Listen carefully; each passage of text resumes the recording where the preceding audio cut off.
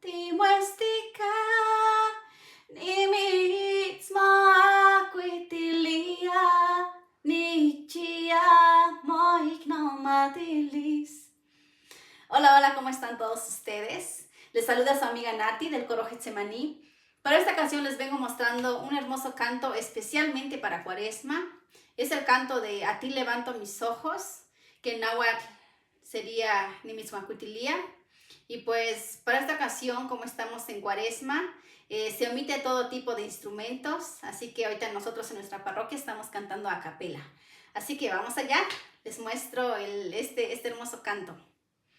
Nimitzmacuitilia, ilhuicapa, timuestica, nimitzmacuitilia, nicchia moignomatilis, quemicate titlacova, quimotilitoque intecovan, tevanticate imactotatzi, ticchistoque ignomatilis, nimitzmacuitilia, ilhuicapa, timuestica, nimitzmacuitilia, nicchia moignomatilis, ignomatilis, tevatsin ignomatilis,